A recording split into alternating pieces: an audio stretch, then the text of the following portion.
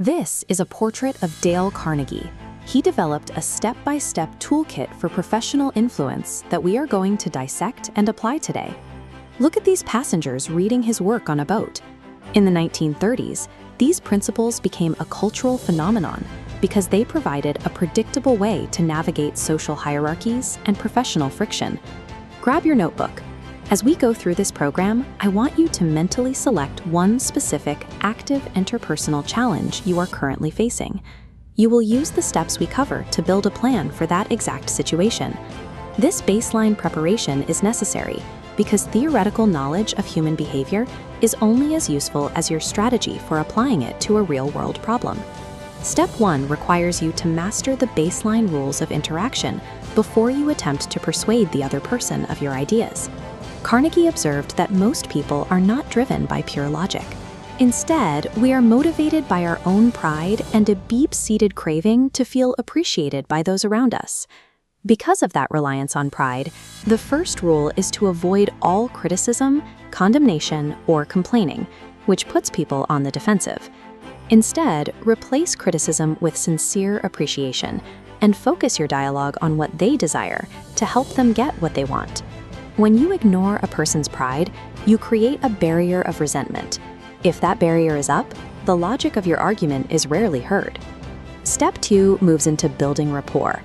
This requires shifting the focus of the interaction entirely away from your own interests. This process involves 4 behaviors. 1. Cultivate genuine interest. 2. Smile, signaling a safe, positive environment. 3. Remember their name, the most important sound they can hear, validating their identity. 4.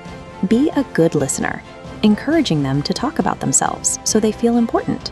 When you follow these 4 steps, you create a sense of trust. Once that trust is established, the other person is significantly more open to your influence. Step 3 covers how to win people to your way of thinking without initiating an argument. To navigate disagreement effectively, avoid the argument itself. Directly telling someone they are wrong strikes at their judgment, making them less likely to cooperate. Say, "I may be wrong. Let's examine the facts." Get a yes early. If tense, state, "I don't blame you for feeling as you do." Effective persuasion is not about winning a debate. It is about guiding someone to a conclusion so they feel the idea was theirs. You now have the 3 core components of the Carnegie framework for handling and influencing people. To summarize, focus on their needs instead of your own. Use sincere appreciation to nourish their self-esteem and validate their feelings to de-escalate conflict. Now, think back to that specific challenge or relationship you identified at the start of this session. Look at the question on the screen. Take those 3 summaries and ensure you add actions into these boxes with the best way to complete your next conversation with either your boss, colleague, or family member. Then practice these religiously.